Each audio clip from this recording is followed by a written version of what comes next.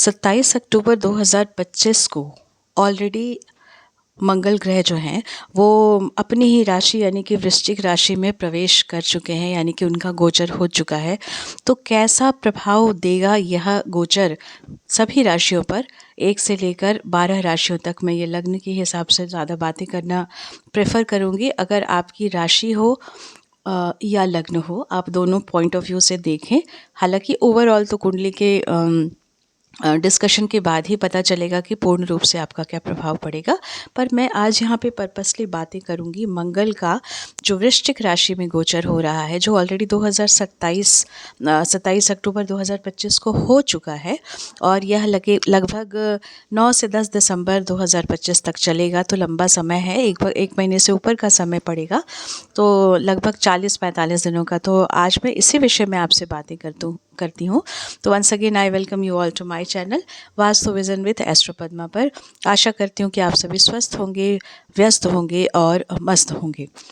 देखिए दोस्तों, मंगल क्या है कि मंगल एनर्जी का कारक है। मंगल जो है वो मैं बोलूँगी कि अग्रेशन का कारक है। पूरी फुल पावर अपने आप में एक स्ट्रेंथ रखता है, क्योंकि उसको सेनापति का भी दर्जा दिया गया है। और जो मेष राशि और वृश्चिक राशि, इसकी खुद की दोनों ही राशियां हैं, लेकिन मेष राशि चूँकि मंगल भी अग्नि तत्व है और मेष भी अग्नि तत्व राशि है, इसीलिए मेष में मंगल ज़्यादा कंफर्टेबल होता है। और वृश्चिक राशि भी उसकी अपनी ही राशि है, यानी कि डेथ एंड बर्थ दोनों पे मंगल का ही प्रभाव है।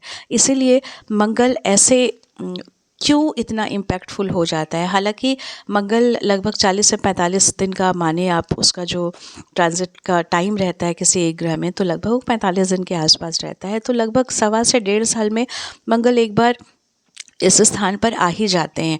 पर क्या हर बार समान प्रभाव देते हैं, यह कितना इम्पॉर्टेंट है, इसी विषय में मैं आज आपसे बातें करने के लिए आज उपस्थित हुई हूँ।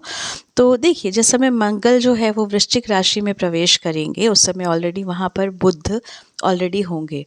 आपको एक चीज़ बता दूं कि मंगल और बुध में कोई अच्छी खासी दोस्ती तो है नहीं, क्योंकि हालांकि बुध बेचारा सीधा साधा सा है, वो मंगल को अपना शत्रु नहीं मानता है, पर मंगल बुध को अपना शत्रु मानते हैं। और अगर आप किसी ऐसे घर में जहाँ पहले ऑलरेडी आपका शत्रु बैठा हुआ हो, तो उस स्थान में आप उतना कंफर्टेबल फील नहीं करेंगे। तो जब मंगल ने एंटर किया है वृश्चिक में, तो बुध उस समय ऑलरेडी वहाँ पर हैं, तो शुरू में डिस्कम्फर्ट तो थोड़ा सा हो ही सकता है। ऐसे में क्या है कि थोड़ा सा आपका अग्रेशन बढ़ेगा, थोड़ा सा क्रोध बढ़ सकता है। और ऐसे भी जब मतलब स्थिति वहाँ पे आती है, तो बहुत फेवरेबल कंडीशंस तो नहीं होता है। थोड़ा सा अपने मूड स्विंग्स पे ध्यान रखेंगे। तो इसी के अनुसार आज मैं 1 से लेकर 12 राशि, यानी कि मेष से लेकर मीन राशि तक हर लग्न वालों पर कैसा प्रभाव डालेंगे, ये थोड़ा संक्षेप में मैं आपसे बात करने की कोशिश करूँगी। देखिए, सबसे पहले तो मेष राशि जो है वो मंगल की खुद की राशि है, तो उनके लिए कुछ खासा दुष्प्रभाव तो नहीं देने वाले हैं। लेकिन ये अगर मेष राशि वाले लोग जो हैं वो अपने गुरु की शरण में जाएं, अपने जो सीनियर किसी मैं बोलूँ कि जिनकी वो रिस्पेक्ट करते हैं उनकी शरण में जाएं, तो उनके लिए यह टाइम फेवरेबल रहेगा और अपनी बुद्धि का वो बेहतर प्रयोग कर पाएंगे। तो मेष राशि वालों के लिए यह स्थिति कोई ख़ास ख़राब नहीं होगी। अब बातें करूँगी अगर वृषभ राशि वालों के लिए, तो फिनेंस के लिए तो इनके लिए अच्छा है, बट ये इनके पार्टनर यानी कि इनके लाइफ पार्टनर भी हो सकते हैं, बिजनेस पार्टनर भी हो सकते हैं। लेकिन अगर और भी क्षेत्र की बात करूँ, तो इनके 4th में केतु, थोड़ा सा मैरिड लाइफ पे ध्यान दीजिएगा, थोड़े से घर के माहौल पर भी ध्यान दीजिएगा। हालांकि ओवरऑल ग्रोथ तो देगा, लेकिन चूँकि बुध जो है वो मंगल से पीड़ित है ना, बुध उतना कंफर्टेबल नहीं है, तो इसीलिए कोई बहुत बड़ा निर्णय खुद से ना लें, सोच विचार करके ही निर्णय लें। तो वृषभ राशि वालों के लिए मिला जुला ही परिणाम देगा। अब बातें करते हैं मिथुन राशि वालों के लिए। देखिए, मिथुन राशि वालों के लिए थोड़ा सा ट्रिकी कंडीशन है, क्योंकि मिथुन राशि जो है बुध उसका स्वामी होता है और वहाँ पर वो मंगल से थोड़ा पीड़ित भी है। तो इसीलिए शत्रु इनके बली हो जाएंगे, इनके कंपैरिजन में इनके जो एनिमीज़ होंगे ये उन पर हावी हो जाएंगे। और उस पर मतलब अगर ये बोलूँ कि इनके लिए बहुत ज़्यादा कोई अच्छा फेवरेबल कंडीशन नहीं होगा। हालांकि जब 15 नवंबर के आसपास जब सूर्य भी यहाँ आ जाएंगे, तो फिर इनकी स्थिति अच्छी हो जाएगी, क्योंकि आप जानते हैं कि बुध वालों के लिए 6th में मंगल का ये जो गोचर हो रहा है 6th हाउस में क्रूर ग्रहों का जो गोचर होता है अमूमन अच्छा माना जाता है इसको। और जब यहाँ पे सूर्य भी आ जाएंगे तो ये बली हो जाएंगे, मतलब थोड़ा सा इनको स्ट्रगल करना पड़ेगा। इनके शत्रु इस पे प्रभावी रहने वाले हैं, पर ये भी हार नहीं मानेंगे और ये मतलब अपने स्पिरिट को हाई रखेंगे। हालांकि थोड़े से झगड़े झंझट की संभावना बढ़ सकती है, बट ओवरऑल स्ट्रगल के बाद इनको बेनिफिट ही मिलेगा। अब बातें कर लें कर्क राशि वालों के लिए। देखिए, कर्क राशि वालों के लिए मंगल ऐसे भी यानी फेवरेबल होते हैं, इनके लिए बहुत ज़्यादा नेगेटिव नहीं होते हैं। और ये इनके लिए अगर मैं देखूं ओवरऑल सभी राशि वालों के हिसाब से, सभी लग्न वालों के हिसाब से, तो लग्न या कर्क राशि वालों के लिए ज़्यादा फेवरेबल होंगे। क्योंकि एक तो यहाँ पर अभी लगभग 1 महीने तक गुरु विराजमान रहेंगे, तो गुरु की स्थिति जो रहेगी वो थोड़े से धार्मिक कार्यों की तरफ इनका रुझान रहेगा। अगर ये धार्मिक कार्य करते हैं तो ये अच्छा रहेगा। मे भी इनके घर में कोई धार्मिक कार्य हो या बहुत सारा पेंडिंग वर्क जो अभी तक ये नहीं कर पा रहे थे, वो वहाँ पर इनके फिर से एक्टिवेट हो जाएंगे। हालांकि फिर से जब थोड़े से वापस सिचुएशंस में आएंगे, तो मैं अगर देखूं कि हालांकि केतु इनके 2nd भाव में बैठा हुआ है, तो थोड़ा सा तो आप अपने घर के माहौल का ध्यान रखें, अपने वाणी का ध्यान रखें। और जब 15 नवंबर से पहले सूर्य भी इनके 4th हाउस में रहेगा, तो थोड़ा सा अपने घरेलू माहौल के प्रति ध्यान रखें। लेकिन ओवरऑल अगर मैं बोलूँ कर्क राशि वालों के लिए, तो ये बुरा नहीं है, ये उनके लिए फ़ायदेमंद ही है। और अगर अब मैं बातें करूँ सिंह राशि वालों के लिए, तो सिंह राशि वालों के लिए तो देखिए 15 नवंबर के बाद सूर्य वृश्चिक में आ जाएंगे और इनके लग्न में ही केतु बैठा हुआ है, 4th हाउस में मंगल बैठा है। तो तीनों ही त्रिकोण अधिपति जो हैं 4, 8, 12 में, यानी कि मोक्ष जो ये है ना त्रिकोण में बैठे हुए हैं, तो थोड़ा सा मैं बहुत फेवरेबल नहीं बोलूँगी सिंह राशि वालों के लिए। ऐसे भी इनकी ढैया का समय है, तो थोड़ा सा सोच विचार करके ही निर्णय लें। थोड़ा सा किसी न किसी चीज़ों से आपका मोह भंग होगा। मोह भंग आई वांटेड टू से कि आप किसी चीज़ में जो बहुत अटैच थे वहाँ से आपको एक सेटबैक मिलेगा, तो थोड़ा सा आप ध्यान रखिएगा। और अगर आप खुद डिटैच हो जाते हैं उन पर्टिकुलर चीज़ों से, यानी कि 4th, 8, 12 से, यानी कि आप किसी चीज़ में बहुत ज़्यादा लगाव नहीं रखिए, न्यूट्रल होकर अगर आप अपना काम कीजिए और हाँ यात्राएं कीजिए, तो फिर भी आपके लिए सिंह के लिए ये ठीक रहेगा। बट कंपैरेटिवली उतना बढ़िया तो नहीं है। हाँ, प्रॉपर्टी और वेल्थ के हिसाब से ये ख़राब नहीं है, आपको फ़ायदा ही होगा। और मुझे लगता है कि जो प्रॉपर्टी डीलिंग में है, जो लोग पर्टिकुलरली मंगल से जुड़े हुए काम करते हैं, ज़मीन जायदाद के काम करते हैं, उनके लिए ये समय अच्छा रहेगा, उनके लिए उतना बुरा समय नहीं जाने वाला है। और अगर अब मैं बातें करूं कन्या राशि वालों के लिए, कन्या लग्न वालों के लिए, तो देखिए कन्या लग्न वालों को तो थोड़ी सी परेशानी हो सकती है ना, क्योंकि आप जहाँ बैठे हैं वहाँ कंफर्टेबल अपने दोस्त के साथ तो बैठे नहीं हैं, तो अचानक से परिस्थिति स्ट्रगलफुल हो सकती है।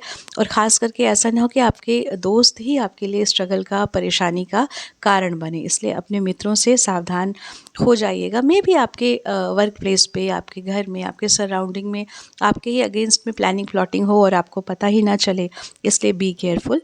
कन्या राशि वाले थोड़े से सावधानी के साथ इस समय को पार करें, सोच विचार कर निर्णय लें, कोई बहुत बड़ा निर्णय अभी ना लें। और अगर बातें करते हैं अब तुला राशि और लग्न वालों के लिए, तो देखिए अभी जो सूर्य की स्थिति है वो तो नीच में है ना। और जब 15 नवंबर के आसपास से जब यहाँ से निकलेंगे, तो फिर थोड़ा सा सूर्य की स्थिति जब यहाँ से बाहर आएगी तो थोड़ा सा फिर भी फेवरेबल होगा, बट नाउ तो अभी बहुत अच्छा नहीं कह सकते हैं ना, क्योंकि इनका जो अभी तक तो मैं बोलूँगी कि लग्न पर, तुला राशि वालों के लिए लग्न पे सूर्य का गोचर होना कोई बहुत खासा अच्छा कंडीशन नहीं मानूंगी, क्योंकि सूर्य और शुक्र में कोई बहुत प्रेम वाली दोस्ती नहीं है। शुक्र जो है वो जलीय तत्व है और सूर्य जो आप समझ रहे हैं कि पूरा एनर्जी का सोर्स ही है। तो थोड़ा सा अपने स्पीच पे, अपनी पर्सनालिटी में अग्रेशन पे कंट्रोल कीजिएगा, अपनी वाणी पे भी थोड़ा थोड़ा सा नियंत्रण रखिएगा। और इनके लिए देखिए 15 तक जो है स्पेशली राहु त्रिकोण में, इसलिए थोड़ा सा ध्यान तो ज़रूर रखेंगे। बट हाँ, धन के पॉइंट ऑफ व्यू से ये समय इनके लिए बेहतर होगा। और अगर आप बातें करें स्वयं वृश्चिक राशि वालों के लिए, तो वृश्चिक राशि वालों के लिए आप बहुत एक तो आपके जो लग्नेश हैं आपकी राशि में आ रहे हैं, और फोर्थ में वक्री ग्रह बैठे हुए हैं, लग्नेश भी वक्री है। प्रॉपर्टी रिलेटेड चीज़ों पर आप बहुत ज़्यादा ध्यान देंगे। देखिए हालांकि वृश्चिक में मंगल आ रहे हैं, उनकी खुद की राशि है, लेकिन बहुत ज़्यादा फेवरेबल इनके लिए भी कंडीशन नहीं है। और 12th में जब शुक्र जब आने से इनके खर्चे भी बढ़ेंगे। हालांकि आज तो थोड़ा सा कंडीशन चेंज हो गया है, अब तो शुक्र जो है वो तुला राशि में ऑलरेडी आ चुके हैं आज की तारीख में। तो थोड़ा सा फिर भी मैं बोलूँगी कि संभल के रहने का समय है। 12th में जब आते हैं शुक्र तो खर्चे तो आपके बढ़ ही जाते हैं ना, और खर्चे बढ़ेंगे तो आप जब खर्चे बढ़ते हैं तो इसका मतलब आपका इनकम भी अच्छा हो रहा है, तभी आपके खर्चे भी बढ़ रहे हैं। So that part is not so negative, पर आपको कॉन्शियस तो रहना ही है, सोच समझ कर आपके खर्च को बढ़ाना ही है। और जो गुरु हैं वो लग्न को भी देख रहे हैं, तो मैं बोलूँगी कि ऐसी स्थिति में जो है वो आपकी स्थिति थोड़ा सा होलिस्टिक रहना आपके लिए ज़्यादा अच्छा है। पूजा पाठ से संबंधित रहना, आध्यात्मिक आप जितना रहेंगे, गुरु के मार्गदर्शन में जितना रहेंगे, उतना यह समय आपके लिए अच्छा होगा। अब बातें करते हैं धनु लग्न और राशि वालों के लिए। देखिए धनु ऐसे भी हालांकि गुरु का साइन है, और गुरु को 2 राशियाँ जो दी गई हैं, धनु और मीन राशियाँ, है ना।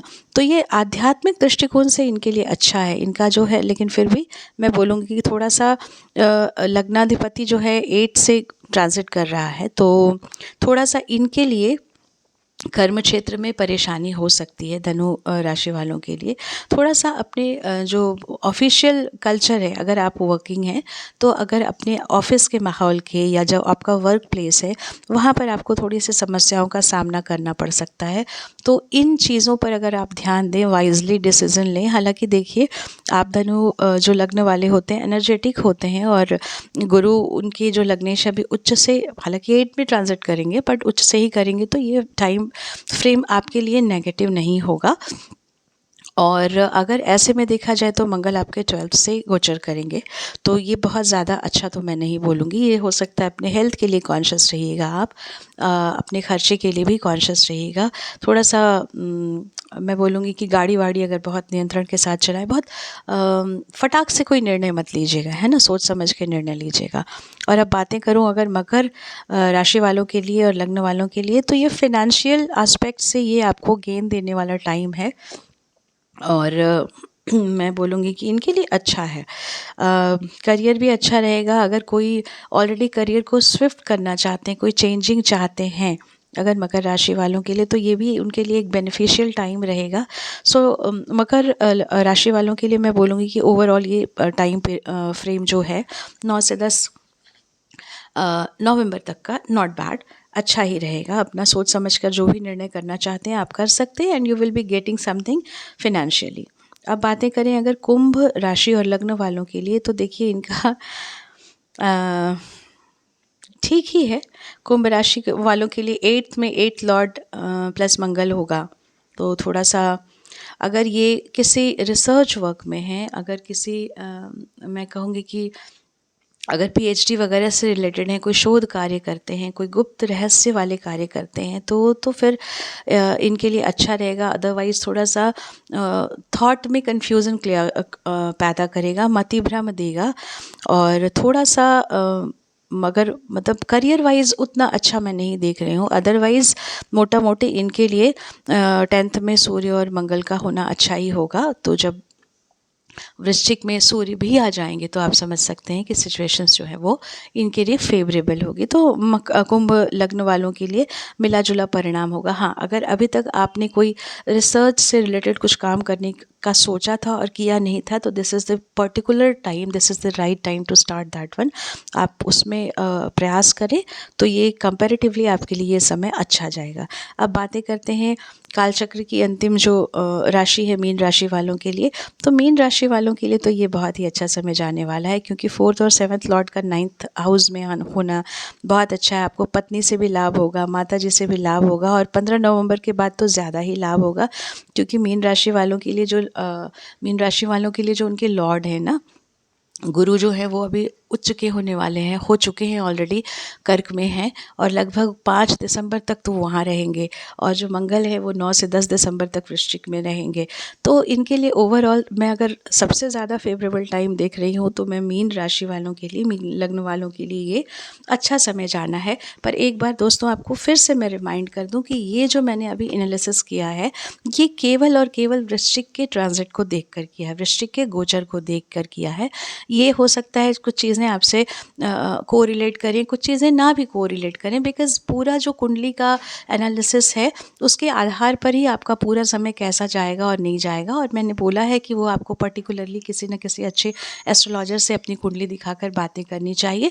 और अगर आपको खुद से भी इंटरेस्ट है एस्ट्रोलॉजी में तो उसके डीप में जाइए, रिसर्च कीजिए, पढ़िए। तो मुझे लगता है कि मेरी ये बातें आपको अच्छी लगी हैं। If you like all these, अगर आपको मेरी बातें अच्छी लगती हैं, मेरे द्वारा किया गया डिस्कशन अच्छा लगता है, तो please do like, share and subscribe my channel. मैं फिर से नए वीडियोस के साथ, नए मुद्दों के साथ, नए पॉइंट्स के साथ, नए ट्रांसिट के साथ आऊँगी आपके पास। Numerology, astrology, vastu and palmistry, all these are correlated, तो इनसे मैं संबंधित बातें आपसे ज़रूर करूँगी। Till then you take care, bye bye.